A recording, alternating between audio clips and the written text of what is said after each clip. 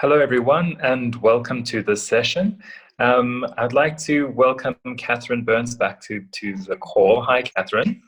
Hello. So, Catherine, last week you gave us a really fascinating description of both Dutch and British colonial period.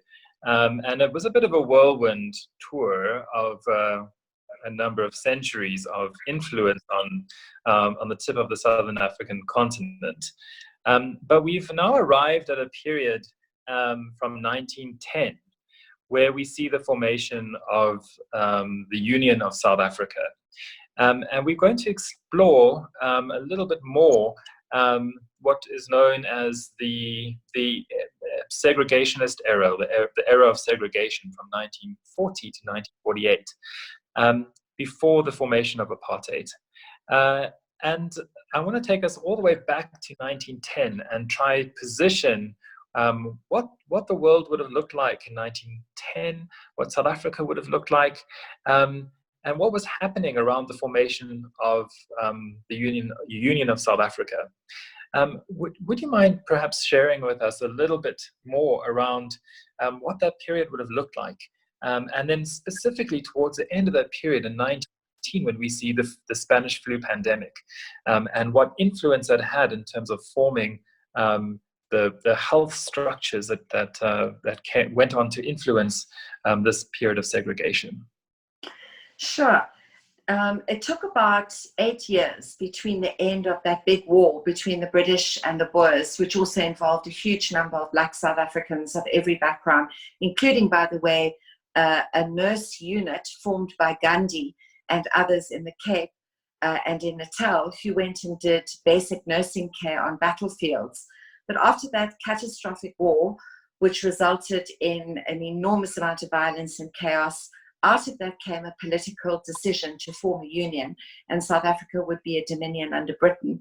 But it took about 8 years to form a constitution, and an administrator from the UK was tasked with this. His name was Lord Milner, and his old house is actually very close to Wits University to this day, just across the road, actually, from the health science faculty.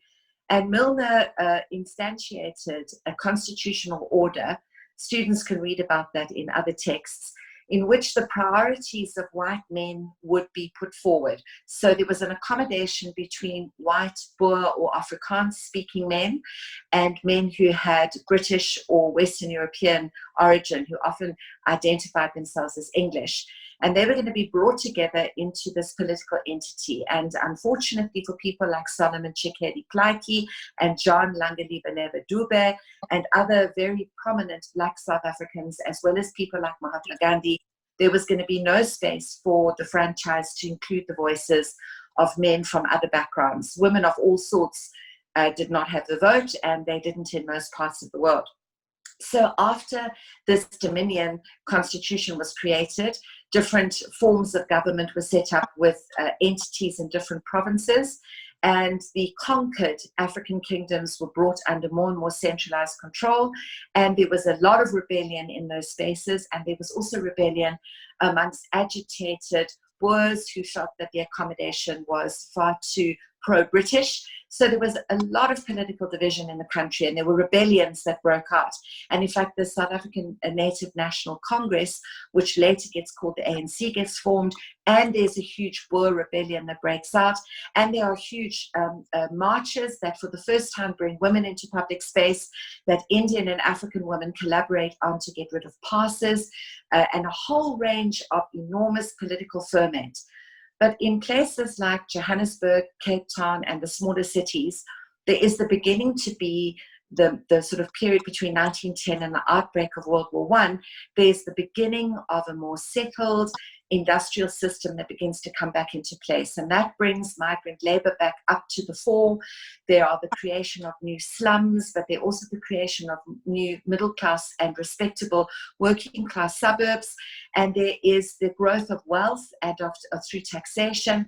And the mining industry begins to establish their first infrastructure projects, which later become hospitals and even medical schools like Wits Medical School, and the origins of different entities, everything from libraries in the center of cities and the development of new railway lines. And you see the beginning of a kind of modern South African system beginning to be born.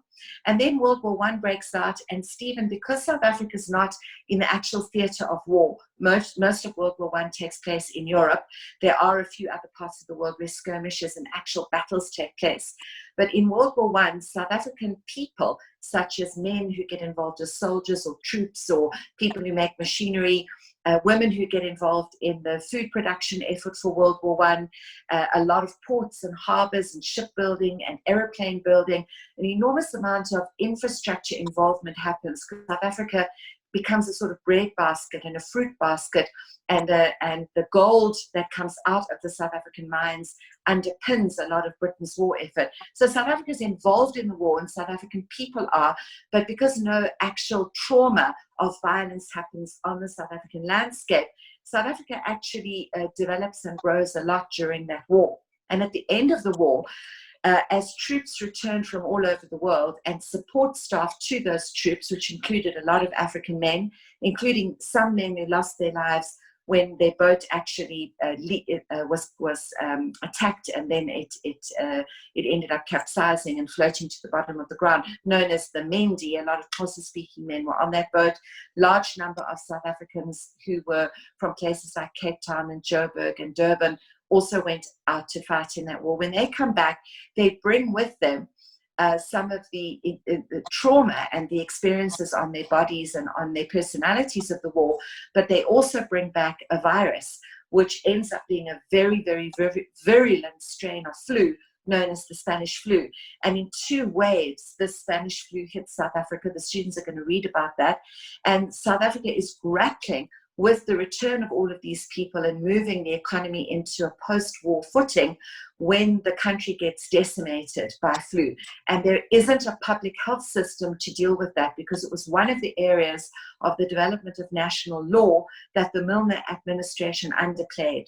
So quite frankly, at the end of World War I, although there are many tasks that the post-Milner administration has begun to attend to, and they have begun to build an infrastructure, and they are beginning to build a modern economy, albeit segregated, they've played very little time and energy into the development of a public health system. And I have to tell you that they are really caught. And by 1919, when the flu epidemic has gone in wave 1 and then wave 2 over most of South Africa, as the students will read in the Hart Phillips book, South Africans of every type are grappling with the need to create some kind of a system that will be able to respond to and will be able to absorb some of the shock of an epidemic. And it's out of that shock and that trauma, right on the heels of World War I, that the first Public Health Act is actually passed into law in the middle of 1919, which lays the foundation for a public health system for good and for ill that we still have the reverberations of right today, Stephen.